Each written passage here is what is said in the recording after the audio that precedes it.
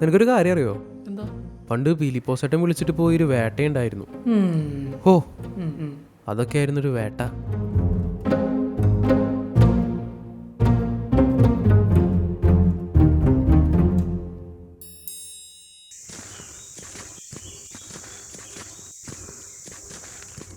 എടാ, ഈ സിംഹത്തിന് അതിൻ്റെ മടയെ പോയി ആശാനെ മേടയല്ലേ?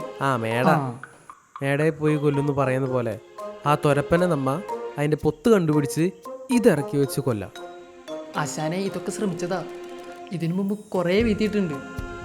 പക്ഷേ ഇവൻ കുറച്ച് വേറെയാ, ഒന്ന് സൂക്ഷിക്കണം. എടാ, അത് വെച്ചത് നീ, ഇത് വെക്കാൻ പോണത് ഞാൻ.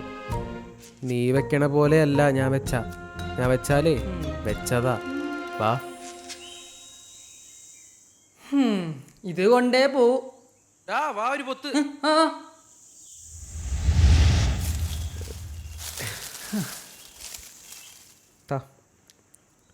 എടാ, നിനക്കൊരു കാര്യം അറിയോ?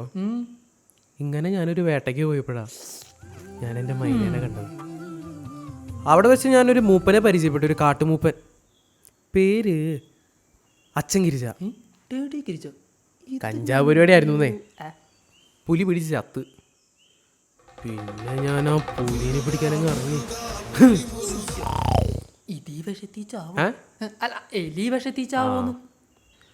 പുലിയും ഞാനും നേർക്ക് നേർ. അങ്ങനെ ഇരിക്കുമ്പോഴാ ഞാനൊരു കാര്യം മനസ്സിലാക്കിയേ. ഉണ്ടെടുക്കാൻ മറന്നുപോയി. പിന്നെ ഞാനൊന്നും നോക്കിയില്ല. അവിടെ ഇരുന്ന കോടാലി എടുത്ത്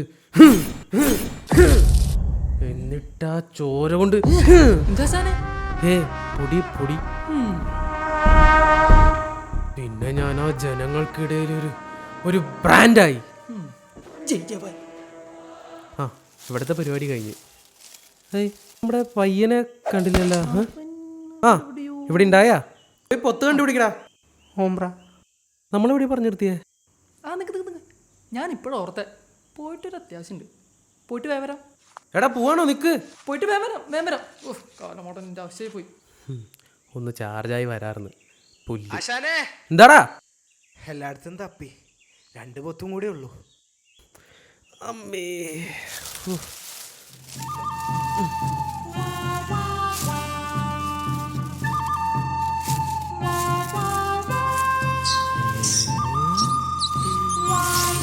എടാ ദേ, അയ്യോ അമ്മേ, ഓടിവായോ.